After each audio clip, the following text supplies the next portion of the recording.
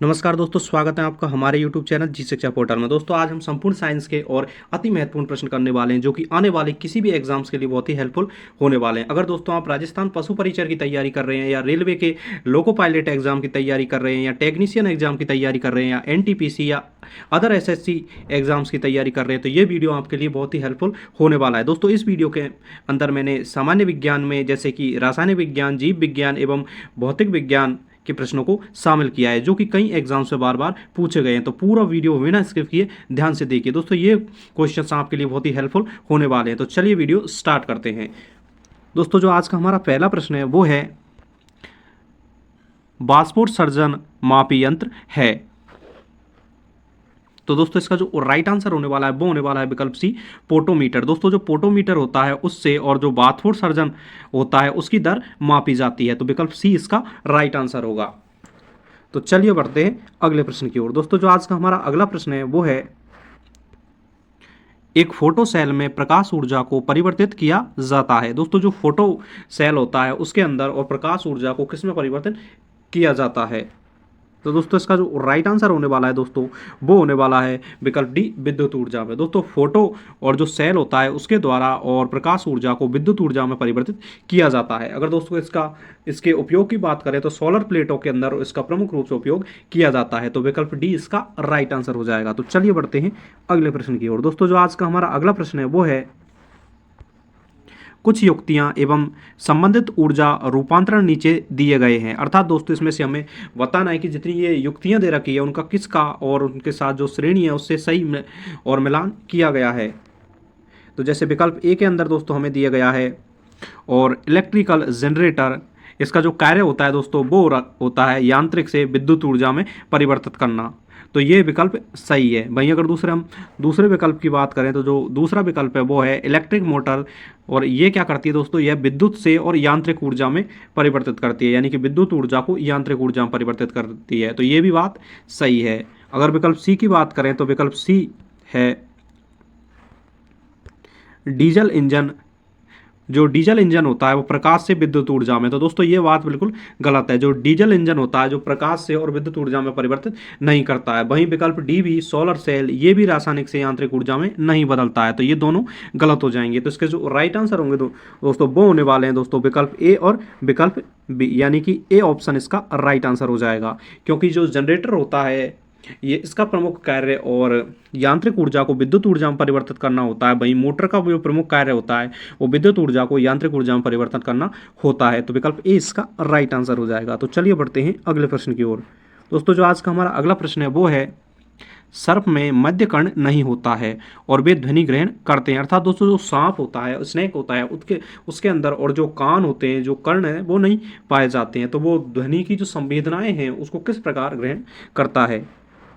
तो दोस्तों इसका जो राइट आंसर होने वाला है दोस्तों वो होने वाला है विकल्प सी, त्वचा। दोस्तों सर्प द्वारा और ध्वनि की संवेदनाओं को ग्रहण और त्वचा के द्वारा किया जाता है, यानी कि धरती के अंदर जो कंपन होता है उससे, और जो सर्प होता है वो अपनी त्वचा से उसका अनुमान लगा लेता है। तो विकल्प सी इसका राइट आंसर होगा। अगर दोस्तों आपको वीडियो पसंद आ रहा है तो प्लीज़ हमारे यूट्यूब चैनल जी शिक्षा पोर्टल को अभी सब्सक्राइब करें।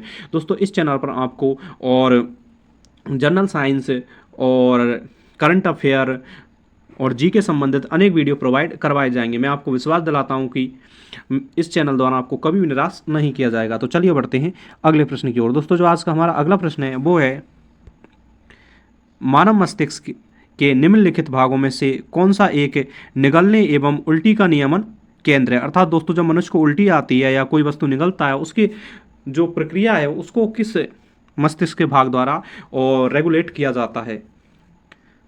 तो दोस्तों इसका जो राइट आंसर होने वाला है वो होने वाला है विकल्प सी, मेडुला ऑब्लांगेटा। दोस्तों मेडुला ऑब्लांगेटा द्वारा और जो हमारी निगलने की प्रक्रिया है और जो उल्टी है उसका जो रेगुलेशन है, यानी कि जो उसको प्रबंधित किया जाता है। तो विकल्प सी इसका राइट आंसर होगा। अगर दोस्तों मेडुला ऑब्लांगेटा की बात करें तो जो हमारा मस्तिष्क होता है उसमें पीछे की तरफ ये स्थित होता है। तो विकल्प सी इसका राइट आंसर हो जाएगा। और दोस्तों हम प्रमस्तिष्क की बात करें तो यह अग्र मस्तक का एक भाग है जिसका प्रमुख कार्य और जो सोचने और समझने की जो शक्ति है वो कार्य इसी के द्वारा संपादित किया जाता है। तो चलिए बढ़ते हैं अगले प्रश्न की ओर। दोस्तों जो आज का हमारा अगला प्रश्न है वो है कौन सा प्राणी सांप से लड़ता है। तो दोस्तों इसका जो राइट आंसर होगा वो होगा विकल्प बी। दोस्तों जो नेवला होता है वो सर्प से और लड़ता है, इन दोनों के बीच में एक गहरी दुश्मनी पाई जाती है। तो विकल्प बी इसका राइट आंसर होगा। दोस्तों अगले प्रश्न की बात करें तो जो आज का हमारा अगला प्रश्न है वो है, एक अज्ञात गैस जल में शीघ्रता से घुल जाती है। गैस युक्त जलीय घोल में लाल लिटमस नीला हो जाता है। यह गैस हाइड्रोजन क्लोराइड के साथ सफ़ेद धूम भी देती है। यह अज्ञात गैस कौन सी है? अर्थात दोस्तों ऐसी कौन सी गैस है जो जल के साथ और आसानी से घुल जाती है, जो कि गैस युक्त जलीय घोल में और लाल लिटमस को नीला कर देती है, यानी कि इसका जो प्रकृति होती है वो क्षारीय होती है, और यह गैस हाइड्रोजन क्लोराइड के साथ सफ़ेद धूम्र भी देती है। तो ऐसी गैस का हमें नाम बताना है। तो दोस्तों इसका जो राइट आंसर होने वाला है दोस्तों वो होने वाला है विकल्प सी, NH3। दोस्तों जो NH3 है, जिसे हम अमोनिया के नाम से भी जानते हैं, वही एक ऐसी गैस है जिसकी प्रकृति क्षारीय होती है और जो जल के साथ शीघ्रता से घुल सकती है। तो विकल्प सी इसका राइट आंसर होगा। अगर अन्य विकल्पों की बात करते हैं, SO2 जिसे सल्फर डाइऑक्साइड कहा जाता है, और NO जिसे नाइट्रस मोनोऑक्साइड कहा जाता है, NH3 जिसे अमोनिया कहा जाता है, और CO जिसे कार्बन मोनोऑक्साइड के नाम से जाना जाता है। तो चलिए बढ़ते हैं अगले विकल्प की ओर। दोस्तों जो आज का हमारा अगला प्रश्न है वो है, संवेदना का चालन शरीर के एक भाग से दूसरे भाग में किसके द्वारा होता है? दोस्तों जो संवेदनाएं हैं, जो सेंसिटिविटी होती है, उसका जो चालन है, यानी कि शरीर के एक भाग से दूसरे भाग में किसके द्वारा होता है? तो दोस्तों इसका जो राइट आंसर होने वाला है वो होने वाला है विकल्प डी, तंत्रिका ऊतक। दोस्तों जो तंत्रिका ऊतक होते हैं उनके द्वारा और हमारे शरीर के अंदर और जो संवेदनाएं हैं उनका एक स्थान से दूसरे स्थान की ओर और स्थानांतरण किया जाता है। अगर दोस्तों हम तंत्रिका की बात करें तो तंत्रिका कोशिका हमारे शरीर की सबसे बड़ी कोशिका होती है, और दो तंत्रिकाओं के मध्य का जो स्थान होता है उसे सिनेप्स के नाम से जाना जाता है। तो विकल्प डी इसका राइट आंसर होगा। तो चलिए बढ़ते हैं अगले प्रश्न की ओर। दोस्तों जो आज का हमारा अगला प्रश्न है वो है, किसी परमाणु की इलेक्ट्रॉनिक्स विन्यास 282 है, इसमें सहयोगी इलेक्ट्रॉनों की संख्या है। अर्थात दोस्तों ऐसा कौन सा परमाणु है जिसकी परमाणु विन्यास ये है, और इसमें इलेक्ट्रॉनों की जो सहयोगी इलेक्ट्रॉन है, जो इसकी संयोजकता है, वो कितनी है? तो दोस्तों इसका जो राइट आंसर होने वाला है वो होने वाला है विकल्प डी। तो जो इसकी जो संयोजकता है, जो संयोजी इलेक्ट्रॉनों की संख्या है, वो हमें 2 देखने को मिलती है। अगर दोस्तों हम संयोजी इलेक्ट्रॉनों की बात करें तो ये और किसी भी परमाणु के बाह्यतम कक्ष में स्थित वो इलेक्ट्रॉन होते हैं जो किसी भी अन्य और तत्व के साथ साझा करके बॉन्ड बनाते हैं। तो विकल्प डी इसका राइट आंसर हो जाएगा। और दोस्तों इस तत्व के परमाणु क्रमांक की बात करें तो इसका परमाणु क्रमांक हमें और 10 देखने को मिलता है। तो विकल्प डी इसका राइट आंसर होगा। तो चलिए बढ़ते हैं अगले प्रश्न की ओर। दोस्तों जो आज का हमारा अगला प्रश्न है वो है, कंप्यूटर के मुख्य सिस्टम बोर्ड को कहते हैं। तो दोस्तों इसका जो राइट आंसर होने वाला है वो होने वाला विकल्प भी, मदरबोर्ड। दोस्तों जो कंप्यूटर का मुख्य सिस्टम बोर्ड होता है उसे हम मदरबोर्ड के नाम से जानते हैं। तो चलिए बढ़ते हैं अगले प्रश्न की ओर। अगर दोस्तों आपको प्रश्न पसंद आ रहे हैं तो प्लीज़ हमारे यूट्यूब चैनल जी शिक्षा पोर्टल को अभी सब्सक्राइब करें, वीडियो को लाइक करें और अपने दोस्तों के साथ शेयर करें। दोस्तों आज का जो हमारा अगला प्रश्न है वो है, विद्युत चुंबकीय तरंगे यानी इलेक्ट्रोमैग्नेटिक वेव्स का उदाहरण नहीं है। यानी अर्थात दोस्तों इन जितनी भी तरंगे दे रखी है उनमें से वो तरंग हमें बतानी है जो कि और विद्युत चुंबकीय तरंग नहीं है।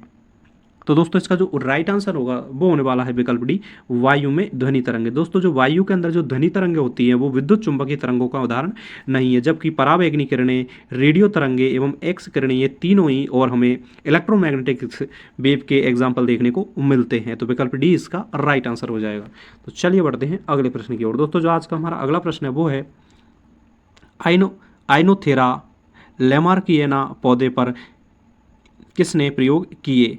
दोस्तों जो ये पौधे का नाम दे रखा है जिसमें आइनोथेरा और लैमार्कियना पौधा था, उस पर सबसे पहले प्रयोग किसने के द्वारा किए गए थे? तो इसका जो राइट आंसर होने वाला है दोस्तों वो होने वाला है विकल्प ए, ह्यूगो डी ब्रीज। दोस्तों ह्यूगो डी ब्रीज नामक जो वैज्ञानिक था उसके द्वारा और आइनोथेरा और लैमार्कियना नामक पौधे पर और प्रयोग किए गए थे। तो चलिए बढ़ते हैं अगले प्रश्न की ओर।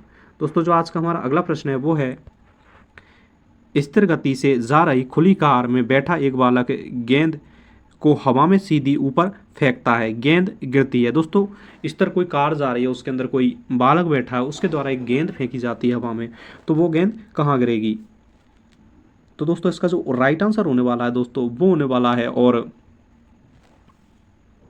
विकल्प सी, यानी कि दोस्तों जब कोई बालक गेंद फेंकता है हवा में, खुली हवा में, और वह किसी कार के अंदर बैठा है तो जो गेंद होती है वो उसके वापस उसी के हाथ में गिरेगी, क्योंकि और उस बालक के साथ जो गेंद होती है वो भी गति कर रही होती है। तो विकल्प सी इसका राइट आंसर हो जाएगा। तो चलिए बढ़ते हैं अगले प्रश्न की ओर। दोस्तों जो आज का हमारा अगला प्रश्न है वो है, वाहनों में निकलने वाली प्रदूषित गैस मुख्यतः है, यानी कि जो वाहन होते हैं उनसे मुख्यतः कौन सी प्रदूषित गैस निकलती है। तो दोस्तों इसका जो राइट आंसर होने वाला है दोस्तों वो होने वाला है विकल्प बी, कार्बन मोनोऑक्साइड। दोस्तों वाहनों से और सबसे जो प्रदूषित गैस निकलती है वो है कार्बन मोनोऑक्साइड। दोस्तों जो कार्बन मोनोऑक्साइड होती है ये एक विषैली गैस है जो कि हीमोग्लोबिन के साथ क्रिया करके और रक्त के अंदर और ऑक्सीजन की मात्रा को घटा देती है। तो विकल्प बी इसका राइट आंसर हो जाएगा। और दोस्तों इसके रासायनिक सूत्र की बात करें तो CO इसका रासायनिक सूत्र हमें देखने को मिलता है। तो चलिए बढ़ते हैं अगले प्रश्न की ओर। दोस्तों जो आज का हमारा अगला प्रश्न है वो है, जीन है। तो दोस्तों इसका जो राइट आंसर होने वाला है दोस्तों वो होने वाला है और विकल्प डी, DNA का एक भाग। दोस्तों जो जीन होता है वो एक DNA का ही एक भाग होता है। तो विकल्प डी इसका राइट आंसर होगा। तो चलिए बढ़ते हैं अगले प्रश्न की ओर। दोस्तों जो आज का हमारा अगला प्रश्न है वो है, मानव शरीर की सबसे बड़ी कोशिका होती है। तो दोस्तों इसका जो राइट आंसर होने वाला है दोस्तों वो होने वाला है और विकल्प ए, स्नायु कोशिका। दोस्तों जो स्नायु कोशिका होती है वो मानव शरीर की सबसे बड़ी कोशिका होती है। वहीं अगर दोस्तों हम तंत्रिका कोशिका की बात करें तो तंत्रिका कोशिका भी मानव शरीर की सबसे बड़ी कोशिका होती है। तो चलिए बढ़ते हैं अगले प्रश्न की ओर। दोस्तों जो आज का हमारा अगला प्रश्न है वो है, मेमोरी शब्द किससे संबंधित है। तो दोस्तों इसका जो राइट आंसर होने वाला है वो होने वाला है विकल्प डी, स्टोरेज। दोस्तों मेमोरी शब्द है वो स्टोरेज से संबंधित है। तो चलिए बढ़ते हैं अगले प्रश्न की ओर। दोस्तों जो आज का हमारा अगला प्रश्न है वो है, चमगादड़ कितने आवृत्ति तक की और पराश्रव्य तरंगों को सुन सकता है। तो दोस्तों इसका जो राइट आंसर होने वाला है वो होने वाला है विकल्प डी, 1 लाख। दोस्तों जो चमगादड़ होता है वो 1 लाख आवृत्ति यानी आवृत्ति की तरंगों को सुन सकता है। तो विकल्प डी इसका राइट आंसर हो जाएगा। तो चलिए बढ़ते हैं अगले प्रश्न की ओर। दोस्तों जो आज का हमारा अगला प्रश्न है वो है, आधुनिक डिजिटल कंप्यूटर में और किस पद्धति का उपयोग किया जाता है। तो दोस्तों इसका जो राइट आंसर होगा वो होने वाला है विकल्प ए, द्विआधारी अंक पद्धति। दोस्तों आधुनिक जो कंप्यूटर होते हैं उनके अंदर और द्विआधारित जो अंक पद्धति है उसका प्रयोग किया जाता है। अगर दोस्तों हम इसकी बात करें तो इसे हम बाइनरी डिजिट के नाम से भी जानते हैं, जिसके अंदर 0 और 1 अंक को शामिल किया जाता है। तो विकल्प ए इसका राइट आंसर हो जाएगा। तो चलिए बढ़ते हैं अगले प्रश्न की ओर। दोस्तों जो आज का हमारा अगला प्रश्न है वो है, किसी द्रव्य का वाष्पीकरण होने से और उसका तापमान। तो दोस्तों जब किसी द्रव्य का वाष्पीकरण होता है तो उसका जो तापमान होता है द्रव्य का, और वो क्या होता है, तो इसका विकल्प बी इसका राइट आंसर हो जाएगा। दोस्तों वाष्पीकरण होने के कारण किसी भी द्रव्य का जो तापमान है वो घट जाता है, इसी के कारण और दोस्तों हमें जो घड़े का जल होता है वो ठंडा और लगता है, क्योंकि घड़े की जो मटकी होती है उससे जो जल है वो रिस कर और वाष्पीकृत होता रहता है, जिसके कारण और घड़े का जो जल है वो ठंडा हो जाता है। तो विकल्प वी इसका राइट आंसर होगा। तो चलिए बढ़ते हैं अगले प्रश्न की ओर। दोस्तों जो आज का हमारा अगला प्रश्न है वो है, स्टील को चुंबकीय करना एक कठिन है क्योंकि उसकी।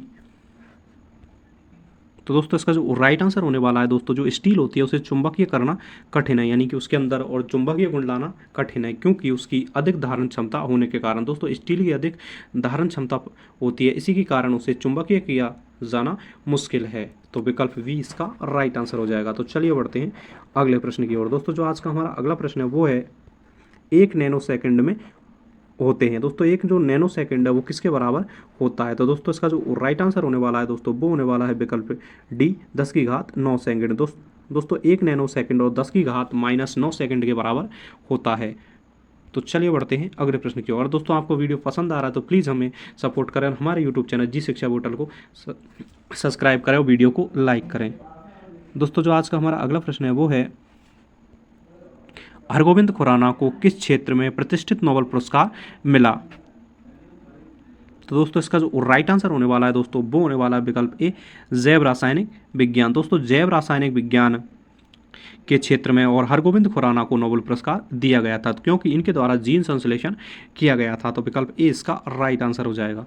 तो चलिए बढ़ते हैं अगले प्रश्न की ओर। दोस्तों जो आज का हमारा अगला प्रश्न है वो है, पेप्सिन एक है। तो दोस्तों जो पेप्सिन है वो क्या है? तो दोस्तों इसका जो राइट आंसर होने वाला है वो होने वाला है विकल्प ए, एंजाइम। दोस्तों पेप्सिन हमारे शरीर के अंदर एक एंजाइम पाया जाता है जिसका प्रमुख कार्य और प्रोटीन का पाचन करना है। तो चलिए बढ़ते हैं अगले प्रश्न की ओर। दोस्तों जो आज का हमारा अगला प्रश्न है वो है परमाणुवीय नाभिक किसने खोजा था? दोस्तों जो परमाणु का नाभिक है उसकी खोज और किसके द्वारा की गई थी? तो दोस्तों इसका जो राइट आंसर होने वाला है वो होने वाला है विकल्प ए, रेदरफोर्ड। दोस्तों रेदरफोर्ड के द्वारा परमाणु के नाभिक की खोज और सन 1932 के अंदर की गई थी। दोस्तों परमाणु नाभिक एक धनात्मक कण है जिसके अंदर प्रोटॉन और न्यूट्रॉन पाए जाते हैं। तो चलिए बढ़ते हैं अगले प्रश्न की ओर। दोस्तों जो आज का हमारा अगला प्रश्न है वो है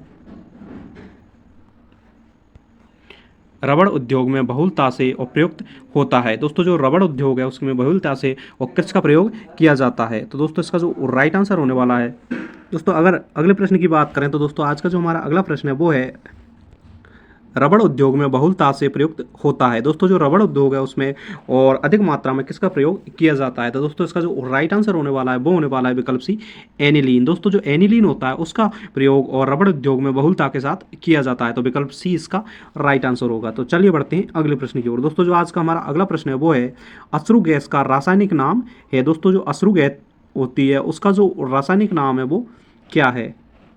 तो दोस्तों इसका जो राइट आंसर होने वाला है दोस्तों वो होने वाला है और विकल्प डी, अल्फा क्लोरो एसीटोफिनोन। दोस्तों अल्फा क्लोरो और एसीटोफिनोन के नाम से और जो अश्रु गैस है उसे जाना जाता है। तो विकल्प डी इसका राइट आंसर हो जाएगा। तो चलिए बढ़ते हैं अगले प्रश्न की ओर। दोस्तों जो आज का हमारा अगला प्रश्न है वो है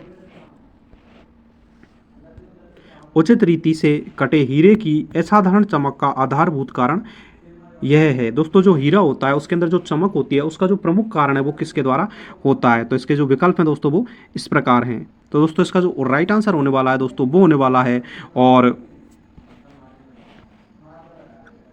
विकल्प बी, उसका उच्च अपवर्तन सूचकांक। दोस्तों हीरे का उच्च अपवर्तन सूचकांक होता है जिसके कारण ही और हीरा अधिक चमकता हुआ दिखाई देता है। अगर दोस्तों हम इसकी हीरे की चमक के और प्रमुख कारण की बात करें तो और टोटल इंटरनल रिफ्लेक्शन जिसे पूर्ण आंतरिक परावर्तन कहते हैं वो भी हीरे की चमक का एक प्रमुख कारण है। अगर दोस्तों हम हीरे के अपवर्तनांक की बात करें तो 2.43 इसका अपवर्तनांक होता है। तो विकल्प बी इसका राइट आंसर हो जाएगा। तो चलिए बढ़ते हैं अगले प्रश्न की ओर। दोस्तों जो आज का हमारा अगला प्रश्न है वो है नॉर्मल ब्यूटेन तथा आइसोब्यूटेन का द्रव्यभूत मिश्रण कहलाता है।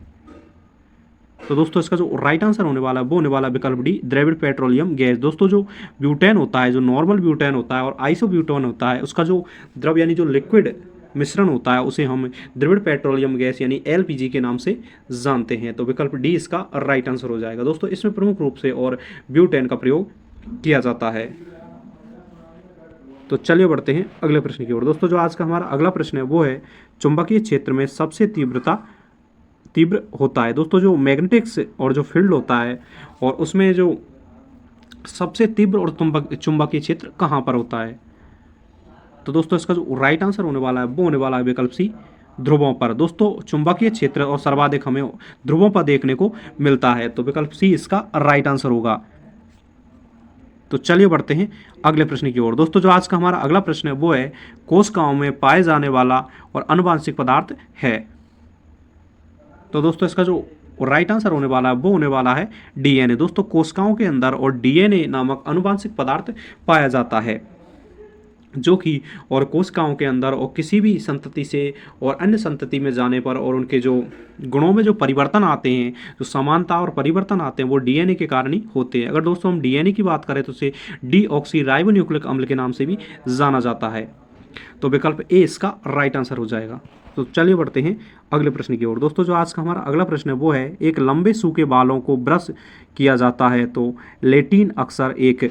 दोस्तों जब लंबे और सूखे हुए बालों को ब्रश किया जाता है तो लेटिन एक दूसरे से अलग हो जाती है क्योंकि ब्रश करते समय लटों में होकर हवा का अवधमन होता है। विकल्प बी, बालों पर स्थैतिक विद्युत आवेश प्रेरित होता है। विकल्प सी, यांत्रिक ऊर्जा ऊष्मा ऊर्जा में रूपांतरित होती है। और विकल्प डी, लटों के बीच गुरुत्वाकर्षण अपेक्षाकृत कम हो जाता है। तो इसका जो राइट आंसर होने वाला है दोस्तों वो होने वाला है और विकल्प बी, बालों में स्थैतिक विद्युत आवेश प्रेरित होता है। दोस्तों जब बालों को सुखाया जाता है यानी सुखाते टाइम और बालों के अंदर और एक स्थैतिक विद्युत आवेश उत्पन्न हो जाता है, जिसके कारण वो बाल एक दूसरे से और अलग होते प्रतीत होते हैं।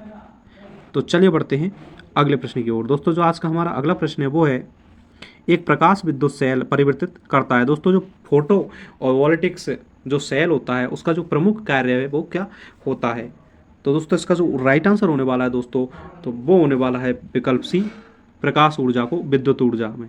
दोस्तों जो फोटोवोल्टिक सेल होता है इसका प्रमुख कार्य और प्रकाश ऊर्जा को विद्युत ऊर्जा में परिवर्तन करना है। तो विकल्प सी इसका राइट आंसर होगा। अगर दोस्तों आपको वीडियो पसंद आ रहा है तो प्लीज़ हमारे यूट्यूब चैनल जी शिक्षा पोर्टल को अभी सब्सक्राइब करें। दोस्तों मैं आपको विश्वास दिलाता हूँ इस चैनल द्वारा आपको कभी निराश नहीं किया जाएगा और आपको हमेशा और आपके सफलता में सहयोग करने के लिए चैनल हमेशा तत्पर रहेगा।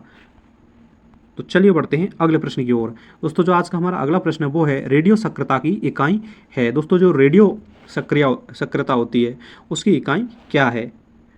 तो दोस्तों इसका जो राइट आंसर होगा वो होगा विकल्प डी, इनमें से सभी। दोस्तों जितनी भी ये दे रखी है जैसे कि क्यूरी हो गया, वेकेवेरल हो गया, रेदरफोर्ड हो गया, तीनों ही और रेडियो सक्रियता की इकाइयाँ हैं। तो चलिए बढ़ते हैं अगले प्रश्न की ओर। दोस्तों जो आज का हमारा अगला प्रश्न है वो है, सेल्सियम माप क्रम में जल के क्वथनांक तथा हिमांक होते हैं। दोस्तों जो सेल्सियम जो पैमाना है उसमें जो जल का बॉइलिंग पॉइंट और फ्रीजिंग पॉइंट क्या होता है? तो दोस्तों इसका जो राइट आंसर होने वाला है दोस्तों वो होने वाला है और विकल्प बी, 100 डिग्री सेल्सियस तथा 0 डिग्री सेल्सियस। दोस्तों जल का जो क्वथनांक होता है वो 100 डिग्री सेल्सियस होता है, यानी कि कोई भी जब पानी है वो 100 डिग्री के तापमान पर उबलने लग जाता है, वहीं 0 डिग्री सेल्सियस पर पानी जम जाता है। तो यानी कि जल का क्वथनांक 100 डिग्री सेल्सियस होता है और इसका हिमांक है यानी कि जो फ्रीजिंग पॉइंट है वो 0 डिग्री सेल्सियस होता है। तो विकल्प बी इसका राइट आंसर हो जाएगा। तो चलिए बढ़ते हैं अगले प्रश्न की ओर। दोस्तों जो आज का हमारा अगला प्रश्न है वो है, निम्नलिखित में से कौन सी ऊंचाई भू स्तर उपग्रहों की है? दोस्तों जो भू स्तर उपग्रह होते हैं यानी कि जो जियो सैटेलाइट होते हैं उनकी जो हाइट है वो कितनी होती है? तो दोस्तों इसका जो राइट आंसर होने वाला है वो होने वाला है विकल्प सी, 36,000 किलोमीटर। दोस्तों 36,000 किलोमीटर पर और भू स्थित ग्रहों को जो उपग्रह होते हैं उनको लगाया जाता है। तो विकल्प सी इसका राइट आंसर होगा। तो चलिए बढ़ते हैं अगले प्रश्न की ओर। दोस्तों जो आज का हमारा अगला प्रश्न है वो है, सर्वाधिक प्रकाश संश्लेषण क्रियाकलाप कहाँ चलता है? अर्थात दोस्तों ऐसे कौन से रंग हैं जिनमें सर्वाधिक और जो प्रकाश संश्लेषण होता है, जो फोटोसिंथेसिस की प्रक्रिया होती है वो सर्वाधिक होती है? तो इसका राइट आंसर होने वाला है दोस्तों विकल्प ए, प्रकाश के नीले व लाल क्षेत्र में। दोस्तों प्रकाश के नीले व लाल क्षेत्र में सर्वाधिक प्रकाश संश्लेषण की प्रक्रिया हमें देखने को मिलती है। तो विकल्प ए इसका राइट आंसर हो जाएगा। तो चलिए बढ़ते हैं अगले प्रश्न की ओर। दोस्तों जो आज का हमारा अगला प्रश्न है वो है, निकट दृष्टि से सही की जा सकती है। दोस्तों जो आंखों से संबंधित एक महत्वपूर्ण रोग है जिसे हम निकट दृष्टि दोष के नाम से जाने जाते हैं, जिसे मायोपिया भी कहा जाता है, तो इसका उपचार किस प्रकार किया जाता है? तो दोस्तों इसका जो राइट आंसर होने वाला है वो होने वाला है विकल्प बी, अवतल लेंस। दोस्तों अवतल लेंस के प्रयोग से हम निकट दृष्टि दोष का उपचार कर सकते हैं। अगर दोस्तों हम निकट दृष्टि दोष की बात करें तो इसमें हमें और दूर की वस्तुएं स्पष्ट रूप से दिखाई नहीं देती है, तो इसका विकल्प वी इसका राइट आंसर हो जाएगा। जबकि दूरदृष्टि दोष के उपचार के लिए हम उत्तल लेंस का प्रयोग करते हैं। तो चलिए बढ़ते हैं अगले प्रश्न की ओर। दोस्तों जो आज का हमारा अगला प्रश्न है वो है, निम्नलिखित में से कौन से समझा आते हैं? अर्थात दोस्तों एक ही और श्रेणी से और बिलोंग करने वाले हमें जो कार्बन के वो हैं यौगिक वो बताने हैं। तो दोस्तों इसका जो राइट आंसर होने वाला है और वो होने वाला है विकल्प डी, यानी कि CH4 और C2H6 ये दोनों और समजात श्रेणी से बिलोंग करते हैं। अर्थात दोस्तों कार्बन जैसे एल्किन से ये दोनों ही संबंधित हैं। दोस्तों हम CH4 की बात करें जिसे हम मेथेन के नाम से जानते हैं, जबकि और C2H6 को हम एथेन के नाम से जानते हैं। तो विकल्प डी इसका राइट आंसर हो जाएगा। आई होप कि आपको वीडियो हेल्पफुल लग रहा होगा। तो चलिए बढ़ते हैं अगले प्रश्न की ओर। दोस्तों आज का हमारा अगला और अंतिम प्रश्न है, एक फोटो सेल में प्रकाश ऊर्जा को परिवर्तित किया जाता है। तो दोस्तों इसका जो राइट आंसर होने वाला है वो होने वाला है विकल्प डी, विद्युत ऊर्जा में। दोस्तों फोटोवोल्टिक सेल द्वारा प्रकाश ऊर्जा को विद्युत ऊर्जा में परिवर्तित किया जाता है। दोस्तों इस प्रकार हमने साइंस के और टॉप और 14 क्वेश्चन को डिस्कस किया। आई होप कि आपको वीडियो हेल्पफुल लगा होगा। दोस्तों अगर आप किसी भी रेलवे एग्जाम्स की तैयारी कर रहे हैं तो प्लीज़ हमें हमारे यूट्यूब चैनल जी शिक्षा पोर्टल को अभी सब्सक्राइब कर लें, क्योंकि इस चैनल पर आपको साइंस की और नियमित कक्षाएं देखने को मिलेंगी। तो प्लीज़ हमें सपोर्ट करें, वीडियो को लाइक करें और कमेंट करके हमको बताएं कि आपको वीडियो कैसा लगा। Thanks for watching.